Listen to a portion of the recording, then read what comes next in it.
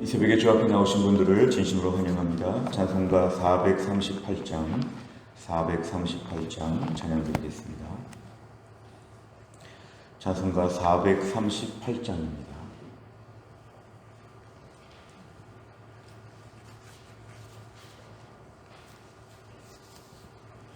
내 영혼이 은총 입어 중한 죄짐 벗고 보니 슬픔 많은 이 세상도 천국으로 화하도다.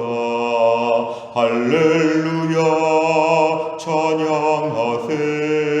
내 모든 죄 사함받고 주 예수와 동행하니 그 어디나 하늘나라. 주의 얼굴 뵙기 전에 멀리 뵈던 하늘나라 내 맘속에 이루어지니 날로 가깝도다. 할렐루야 찬양하세. 내 모든 죄 사함받고 주 예수와 동행하니 그 어디나 하늘나라. 높은 산이 거친 들이 조막이나 궁궐이나 내 주 예수 모신 곳이 그 어디나 하늘나라. 할렐루야 찬양하세.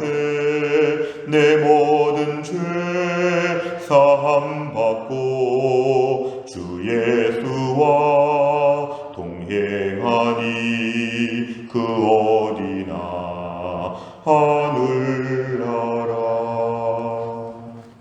아멘. 하나님 말씀은 사도행전 17장 22절부터 34절까지입니다. 사도행전 17장 22절 신약성경 218페이지에 있습니다.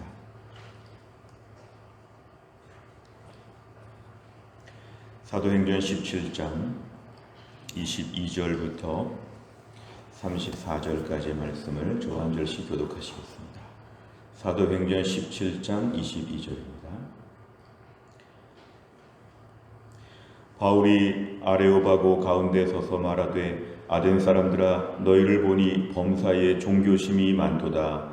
내가 두루 다니며 너희가 위하는 것들을 보다가 알지 못하는 신에게라고 새긴 단도 보았으니 그런즉 너희가 알지 못하고 위하는 그것을 내가 너희에게 알게 하리라.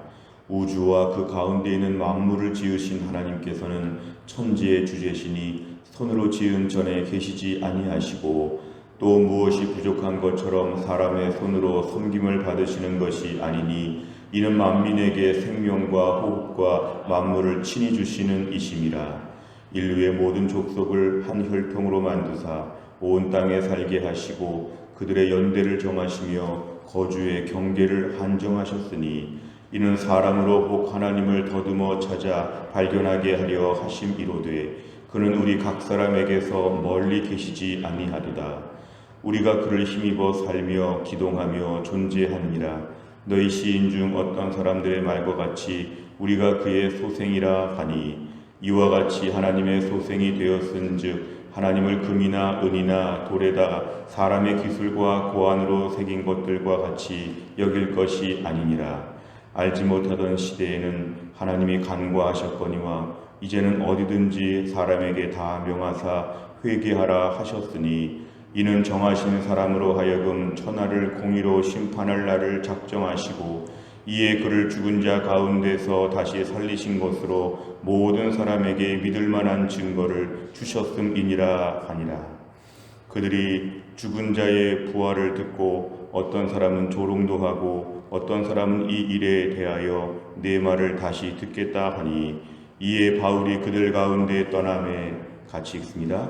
몇 사람이 그를 가까이하여 믿으니 그 중에는 아레오바고 관리 디오누시오와 다말이라 한 여자와 또 다른 사람들도 있었더라. 아멘. 오늘 본문의 말씀은 사도 바울의 2차 전도 여행 중에 이제 아테네 지역, 아덴이라고 표현되어 있는데요. 아테네 지역에서의 전도 사역을 우리에게 소개하고 있습니다. 오늘 22절에 보니까 바울이 아레오바고는 지명 이름이기도 하고 또한 높은 언덕 지형을 얘기합니다. 그 아레오바고 가운데 서서 지금 말을 하는데 이제 아덴 사람들아 이렇게 이제 설교를 시작합니다. 아덴 사람들아 해가지고 31절까지 22절 하반절부터 31절까지가 오늘 바울이 전한 아테네 지역에서의 전도 메시지입니다. 우선 바울은 이 아테네 지역이 특별히 철학이 발달하였고 종교성이 발달한 것을 먼저 지적합니다. 너희를 보니 범사에 종교심이 많도다. 뭔가 자꾸 신을 찾고 우상들을 많이 만들고 뭔가 인간 이외에 뭔가 신적인 존재에 대한 관심이 너희들은 참 많다. 바울은 지금 여러 지역을 다녀봤는데 여러 많은 도시들에 비해서 이 아테네 지역이 특별히 이런 데 관심이 많다는 얘기를 합니다. 그러면서 23절에 보니까 너희가 우상들을 많이 만들고 섬기고 있는데 어떤 우상을 보니까 알지 못하는 신 이렇게 이름이 지어져 있습니다. 신을 알지도 못하면서 그 신을 믿겠다고 하는 것 얼마나 종교성이 많은지 무작정 이렇게 믿는 것입니다. 보통 신은 누군지 알고 거기에 합당하게 경배하고 이런 것이 일반적인데 얼마나 종교심이 많았는지 알지 못하는 신에게도 경배하는 것. 그래서 오늘 알지 못한다. 다시 말하면 너희가 신적인 존재에 대해서 관심은 많지만 제대로 알지 못하는데 내가 오늘 좀 설명을 해보겠다. 너희가 알지 못하는 참 하나님이 있다는 얘기를 지금 전제하면서 오늘 메시지를 시작하고 있습니다.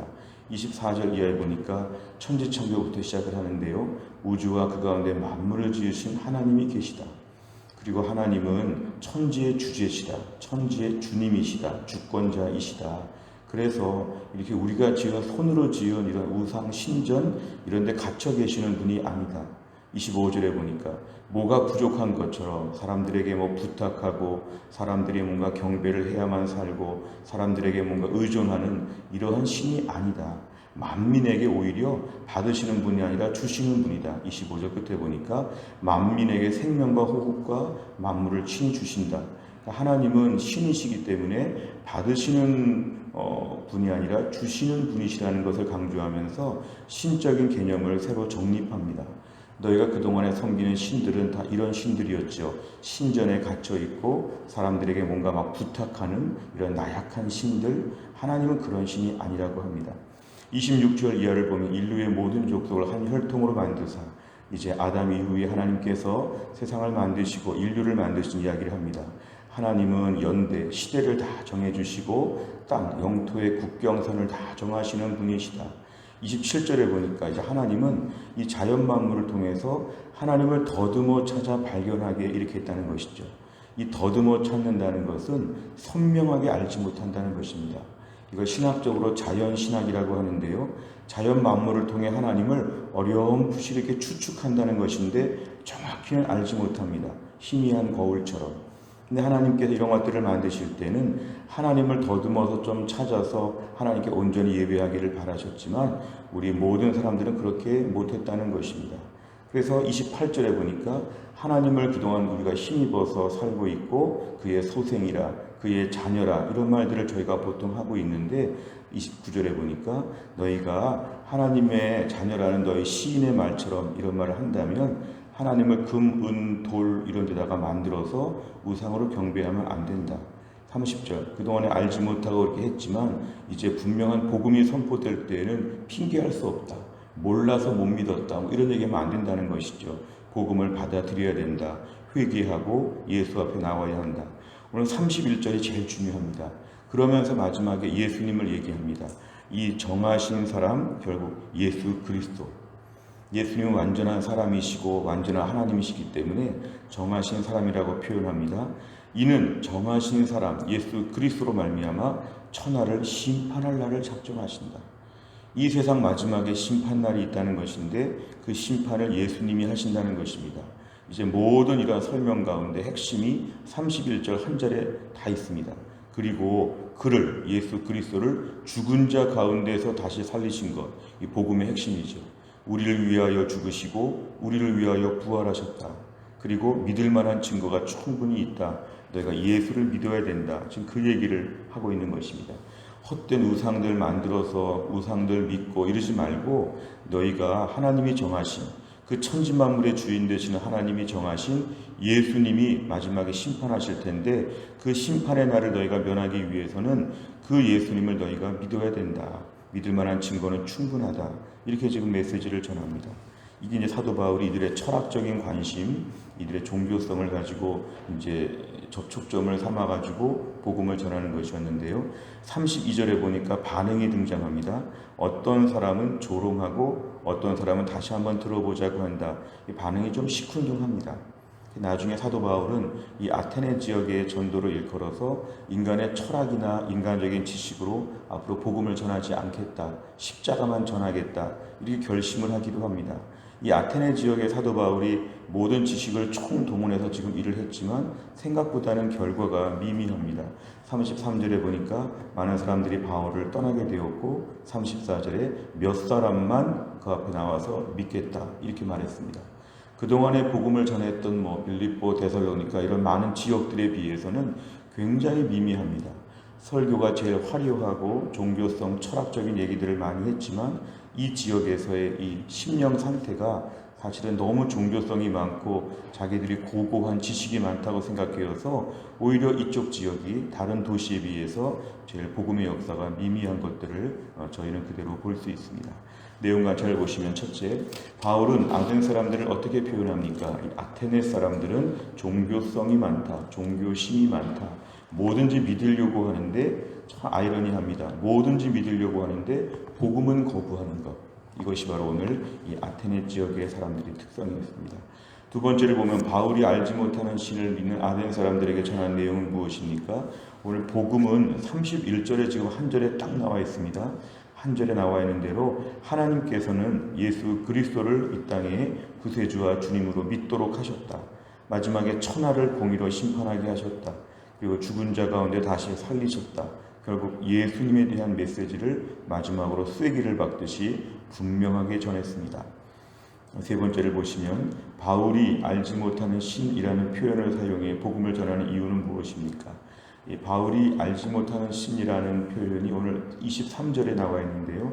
이 말씀은 뭐냐면은 접촉점을 삼은 것입니다. 이들이 워낙 우상에 관심이 많고 알지 못하는 신에 대한 것이 관심이 많기 때문에 뭔가 이들의 상황 가운데서 접촉점을 삼아가지고 알지 못하는 신이 누구인지 그리고 알지 못하는 신이 하나님이시라면 그 하나님이 우리에게 귀한 예수님을 보내주신 얘기까지 오늘 뭔가 이어서 설명을 하려고 이렇게 이거를 도구로 사용하고 있습니다. 오늘 바울이 이렇게 철학적인 지식, 뭔가 이렇게 구약을 관통하면서 역사를 관통하는 해박하고 탁월한 지식을 사용해서 오늘 복음을 전한 것은 바울의 입장에서 볼 때는 자기의 모든 지식을 총동원한 것이죠. 바울은 이 아테네 지역 사람들에게 전도하려고 보니까 다른 도시에 비해서는 조금 더 이러한 설명이 더 낫겠다 이런 판정을 한 것입니다. 사도 바울은 자신의 모든 것들을 다 동원하여서 모든 지식과 철학과 일반 교양과 일반적인 역사와 모든 이런 세계사적이고 인류사적인 것들을 다 동원하여서 오늘 복음을 전한다. 우리가 오늘 말씀에서 딱 적용할 부분들은 이것입니다. 우리가 오늘 복음을 전할 때 있어서 나의 가진 모든 지식과 실력과 나의 모든 것들을 다 동원한다는 것, 이건 매우 긍정적인 것입니다. 내가 복음을 전할 때 내가 아는 것들을 동원하여 복음에 도움이 될까 찾아보는 것이죠. 예를 들면 아기를 키우느라고 힘든 젊은 엄마가 있다면 내가 아기 키웠을 때 이야기를 해준다든지, 학부형에 힘든 일이 있다면 우리 애들 학교 다닐 때 일들을 얘기하면서 도움을 준다든지, 사업적인 부분에 어려움이 있는 분들이 있다면 내 사업적인 지식을 동원하여서 뭔가 내가 가지고 있는 것을 하여튼 총동원하는 것이죠. 총동원해서 결론은 뭐냐 하면 그 사람을 그냥 돕는 게 아니라 복음을 전할 접촉점을 삼는 것. 우리가 오늘 복음을 전할 때 예수님 십자가를 전하는 게 물론 제일 중요한데요. 그 십자가를 다루기 전에 뭔가 그 사람의 형편에 맞는 도움을 준다는 것입니다. 이렇게 말해서 마음의 문을 열고 얼어붙은 마음을 녹인다는 뜻에서 뭔가 내 많은 것들을 활용하여 복음을 전하는 것. 그래서 우리가 직장의 후배들이나 우리 주변의 이웃들을 보면서 이 사람에게 지금 어떤 필요가 있는가, 이 사람 지금 무엇 때문에 어려움을 겪고 있는가, 그 부분에 대한 관심을 가지고 그 얘기를 하면서 자연스럽게 복음을 전하는 쪽으로 이렇게 하는 것이 오늘 본문의 중요한 이야기입니다. 네 번째를 보면 아덴의 철학과 문학에 대해 이해를 바탕으로 열정적으로 복음을 전하는 바울을 보며 무엇을 느낍니까? 우리가 오늘 본문의 그 질문 중에 열정적으로 복음을 전한다, 이게 참 중요합니다. 열정적으로. 오늘 바울이 아테네 지역에 와서 아마 분위기를 짐작하면 여기는 별로 열매가 없겠다, 아테네는 패스하자, 이럴 수 있죠. 다른 지역에는 이렇게 지금 사람들이 강팍하지 않은데 이 지역은 굉장히 교만하고 복음을 거부하는 그런 지역이었습니다. 이렇게 사도 바울이 모든 걸 동원했는데도 34절에 몇 사람만 믿었다고 하는 걸 보면 이 도시 영적 분위기는 매우 강팍하지요. 그러나 바울은 열정적으로 복음을 전했다는 것은 자기 거를 다 꺼내어가지고 최선을 다하여 일을 한다는 것입니다. 우리가 오늘 다른 사람들을 섬기면서 내 모든 것을 다 꺼내고 내어줄 수 있는가? 너무 쉽게 판단하지 않는가? 내가 뭔가 내 모든 것을 다 동원하여서 복음을 전하기 위하여 헌신할 수 있는가? 때로는 시간과 물질, 때로는 내 모든 에너지를 쓰면서까지도 이 정도의 열정을 품을 수 있겠는가? 오늘 바울이 주로 십자가만 복음을 전했는데 오늘 이렇게 어려운 이야기들을 많이 하는 이유는 뭐냐면 바울이 이렇게 하면 복음을 듣지 않을까? 이런 바울의 열정을 보여주는 것입니다. 우리가 오늘날 코로나 때문에 본격적인 전도를 못하고 복음 사역을 많이 못하고 있을 때에 이럴 때는 관계 전도를 위해서 1년 동안 꾸준히 기도해야 되는데요. 내 주변의 전도 대상자들을 향해서 내가 열정이 있는가 좀 돌아보는 것입니다. 코로나니까 좀 피해 있는 것이 아닌가, 오히려 코로나기 때문에 전도는 더 안 해도 되니까 자유함이 있다든지 이런 마음이 들 수 있습니다. 오늘 말씀 앞에 복음의 열정을 품게 하여 주옵소서. 기도는 코로나 때도 할 수 있습니다. 하나님, 지금부터 제가 전도 대상자를 향해서 기도로 준비하겠습니다. 이렇게 오늘 마음에 결단하시면 되겠습니다. 마지막 5번째는 전도 대상자에 대한 이해가 부족하거나 충분히 준비되지 못해 복음 전파에 실패한 경험이 있다면 언제입니까? 내가 예수를 온전히 잘 전하기 위해 준비하고 실천해야 할 것은 무엇입니까? 내 주변 사람들에 대하여 관심 있게 살펴보고 접촉점을 삼아서 오늘 열심히 전도하자는 그런 내용입니다. 오늘 말씀을 통하여 우리가 우리 주변 사람들을 향한 복음의 열정이 다 풍성해질 수 있기를 간절히 바랍니다. 기도하겠습니다. 하나님 아버지, 감사합니다. 하나님께서 오늘도 저희들을 깨우사 하나님께 나와 오늘 하루씩 믿음으로 살기 위하여 이 새벽에 주 앞에 엎드리게 하신 하나님, 감사합니다. 오늘도 말씀을 붙잡고 기도합니다. 사도 바울이 아테네 지역의 이 철학적으로 교만한 도시 앞에서 열정을 가지고 복음을 전하는 이 사도 바울의 사역을 저희가 보았습니다.